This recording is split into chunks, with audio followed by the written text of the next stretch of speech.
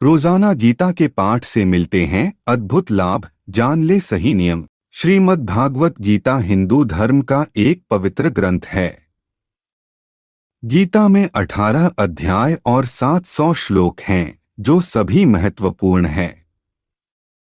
महाभारत में भगवान श्री कृष्ण ने अर्जुन को जो उपदेश दिए थे, वही गीता है।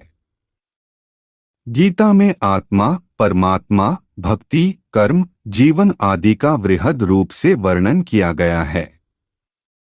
गीता से हमें यह ज्ञान मिलता है कि व्यक्ति को केवल अपने काम और कर्म पर ध्यान देना चाहिए। साथ ही कर्म करते समय इस बात का ध्यान रखना चाहिए कि हम जो भी कर्म कर रहे हैं, उसका फल भी हमें निश्चित ही प्राप्त होगा। साथ ही कर्म करते समय इस बात का ध्यान रखना चाहिए कि हम जो भी कर्म कर रहे हैं, उसका फल भी हमें निश्चित ही प्राप्त होगा। गीता हमें बताती है कि जीवन क्या है और इसे कैसे जीना चाहिए, आत्मा और परमात्मा का मिलन कैसे होते हैं, अच्छे और बुरे की समझ क्यों जरूरी है। इन सभी गूढ़ सवालों से जवाब हमें गीता से प्राप्त होते हैं।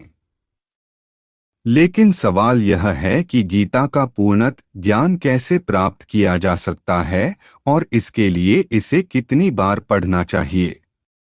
गीता या फिर किसी भी पाठ से ज्ञान को प्राप्त करने के 4 स्तर होते हैं: श्रवण या पठन ज्ञान, मनन ज्ञान, निदिध्यासन ज्ञान, अनुभव ज्ञान। इन चारों स्तर से गुजरने के बाद ही किसी भी ज्ञान की पूर्णता होती है और इससे समुचित लाभ होता है।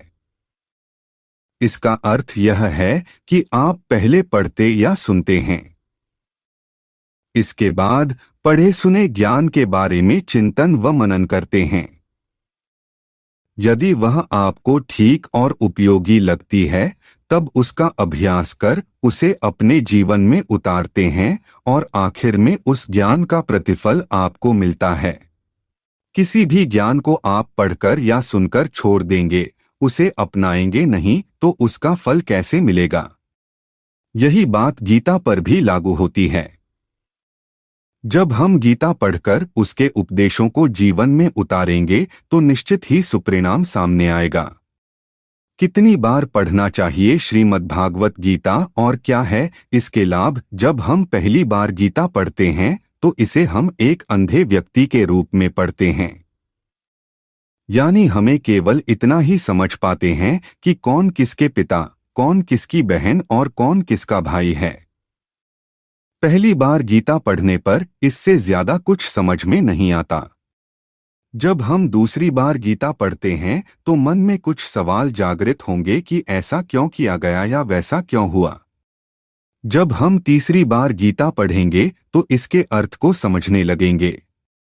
हालांकि हर व्यक्ति को इसका अर्थ अपने तरीके से ही समझ आएगा। जब चौथी बार हम गीता पढ़ेंगे, तो हर एक पात्र से जुड़ी भावनाओं को समझ पाएंगे। जैसे अर्जुन के मन में या दुर्योधन के मन में क्या चल रहा है। पांचवी बार गीता को पढ़ने से पूरा कुरुक्षेत्र हमारे मन में खड़ा हो जाता है और हमारे मन में अलग अलग कल्पनाएं होती हैं। छठवीं बार गीता पढ़ने से हम भगवान को अपने सामने अनुभव करने लगते हैं और हमें ऐसा लगता है कि भगवान हमारे सामने ये सब बता रहे हैं। आठवीं बार गीता को पढ़ते से हमें यह परिणत एहसास हो जाता है कि कृष्ण कहीं बाहर नहीं बल्कि हमारे भीतर ही हैं और हम उनके भीतर। श्रीमद् भगवत गीता पाठ के नियम। भगवत गीता पढ़ने के लिए सुबह का समय सबसे उत्तम माना जाता है, क्योंकि इस समय मन, मस्तिष्क और वातावरण में शांति व सकारात्मकता होती है। गीता का पाठ हमेशा स्नान के बाद और शांत चित्त मन से ही करना चाहिए। पाठ करते समय बीच बीच में इधर उधर की बातें नहीं करनी चाहिए और न ही किसी कार्य के लिए बार बार उठना चाहिए। साफ सफाई वाले स्थान और जमीन पर आसन बिछाकर ही गीता का पाठ करना चाहिए। गीता के प्रत्येक अध्याय को शुरू करने से पहले और बाद भगवान श्री कृष्ण और गीता के चरण कमलों को स्पर्श करना चाहिए। जिस भी स्थान पर आप गीता रख रहे हैं, वह स्थान एकदम साफ होना चाहिए।